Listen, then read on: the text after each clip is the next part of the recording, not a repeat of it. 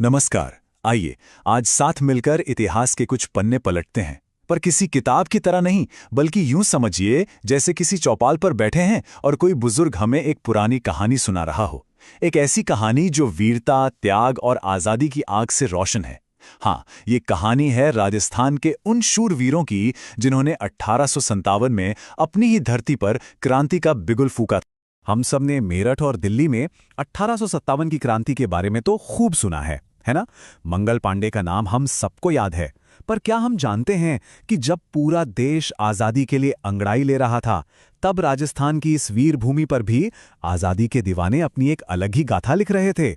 सच कहूं तो एक कहानी अक्सर इतिहास की मोटी मोटी किताबों में कहीं खोसी जाती है। तो चलिए आज उसी भूली बिसरी कहानी को फिर से याद करते हैं। तो देखिए, कहानी की जड़ें 1857 से भी काफी पहले की हैं। बात शुरू होती है साल 1818 के आसपास। उस दौर में राजस्थान के राजा महाराजाओं ने अंग्रेजों के साथ संधियां करनी शुरू की। उन्हें लगा कि भाई हमें सुरक्षा मिल रही है, पर असल में वो धीरे धीरे अपनी आज़ादी का सौदा कर रहे थे। और यही संधियां आगे चलकर उस असंतोष की वजह बनी जो एक बड़े विद्रोह में बदलने वाला था। और अंग्रेजों ने अपनी पकड़ कितनी मजबूत कर ली थी, इसका अंदाजा इस बात से लगाइए कि उन्होंने पूरे राजस्थान में 6 बड़ी सैनिक छावनियां बना डाली थीं। नसीराबाद, नीमच, देवली, ब्यावर, एरनपुर और खैरवाड़ा में। ये सिर्फ छावनियां नहीं थीं, ये गुलामी की जंजीरों को मजबूत करने के अड्डे थे। पर अंग्रेजों को क्या पता था कि क्रांति की जो पहली चिंगारी उठेगी, वो इन्हीं छावनियों के अंदर से उठेगी।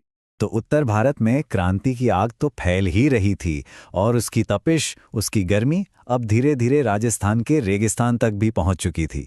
इंतजार था तो बस एक चिंगारी का, और वो चिंगारी सबसे पहले भड़की नसीराबाद में। और वो दिन था 28 मई 1857 का।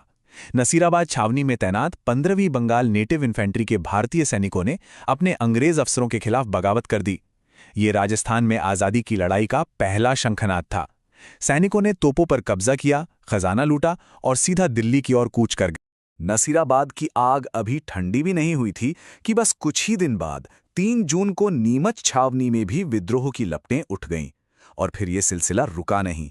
21 अगस्त आते आते एरनपुरा के सैनिकों ने भी बगावत का झंडा बुलंद कर दिया, मानो एक के बाद एक पूरे राजस्थान में आज़ादी की मशालें जल उठी हों।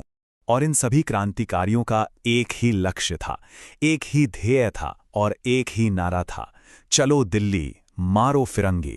ये सिर्फ शब्द नहीं थे, ये उस वक्त हर बागी सिपाही के दिल की आवाज थी, जो पूरे देश की भावना को एक सुर में पिरो रही थी। अब तक ये लड़ाई ज्यादातर सैनिकों की थी, पर अब कहानी उन 2 जगहों पर पहुंचती है जहां ये विद्रोह सिर्फ सैनिकों तक नहीं रहा, बल्कि आम जनता ने, स्थानीय ठाकरों ने इसे एक जन आंदोलन बना दिया। और वो 2 जगह थीं आउवा और कोटा, राजस्थान के इस महासंग्राम के 2 सबसे बड़े केंद्र। आउवा की कहानी ठाकुर कुशाल सिंह चंपावत के जिक्र के बिना बिल्कुल अधूरी है। वो एक ऐसे नायक थे जिन्होंने एक साथ 2-2 मोर्चों पर लड़ाई लड़ी। एक तरफ अंग्रेज थे तो दूसरी तरफ जोधपुर के महाराजा, जो खुद अंग्रेजों का साथ दे रहे थे। बेथोड़ा के युद्ध में तो ठाकुर कुशाल सिंह ने अंग्रेजों और जोधपुर की मिलीजुली सेना को ऐसी धूल चटाई के इतिहास बन गया। लेकिन अगर राजस्थान में 1857 की क्रांति का सबसे बड़ा, सबसे संगठित और सबसे जबरदस्त अध्याय कहीं लिखा गया, तो वो था कोटा में। ये कोई छोटी मोटी बगावत नहीं थी साहब, ये एक ऐसी क्रांति थी जहां क्रांतिकारियों ने पूरे शहर पर कब्जा कर लिया था और करीब करीब 6 महीने तक अपनी हुकूमत चलाई। कोटा में जो हुआ वो सचमुच असाधारण था। 15 अक्टूबर को लाला जयदयाल और मेहराब खान जैसे आम लोगों की अगुवाई में सेना और जनता ने मिलकर विद्रोह का बिगुल फूंक दिया। उन्होंने अंग्रेज पॉलिटिकल एजेंट मेजर बर्टन और उसके 2 बेटों को मार डाला और पूरे कोटा शहर पर अपना कब्जा जमा लिया। जरा सोचिए, 6 महीने तक कोटा अंग्रेजी हुकूमत से आजाद था। इतनी वीरता, इतने बलिदान और ऐसे शानदार संघर्ष के बाद भी मन में ये सवाल उठता है कि आखिर ये विद्रोह सफल क्यों नहीं हो पाया। ये सवाल सच में दिल को चुभता है, पर इसका जवाब जानना भी उतना ही जरूरी है।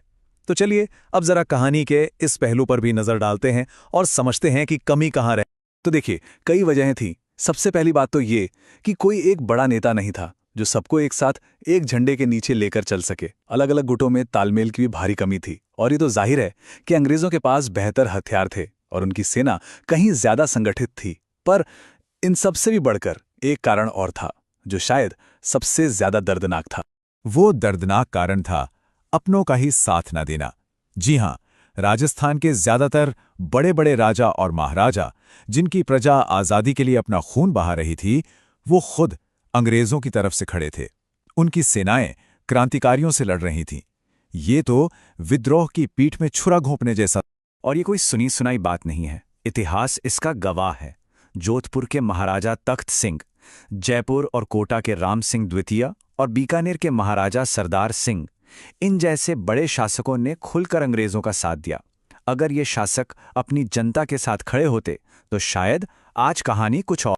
तो क्या इसका मतलब ये समझें कि ये सारी कुर्बानियां बेकार चली गईं? क्या ये सारा संघर्ष व्यर्थ हो गया?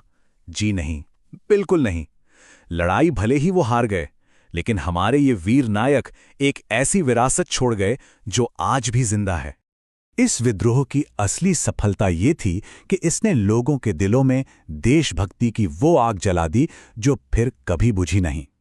इसने आने वाली पीढ़ियों को हिम्मत दी, प्रेरणा दी और भारत की आज़ादी की लंबी लड़ाई के लिए एक मजबूत नींव रखी। यही वजह है कि ठाकुर कुशाल सिंह, जयदयाल और मेहराब खान जैसे नायकों के नाम भले ही इतिहास की किताबों में कम मिलें, पर वो आज भी राजस्थान के लोकगीतों में जिंदा हैं। उनकी कहानियां आज भी गांव की चौपालों पर बड़े गर्व से सुनाई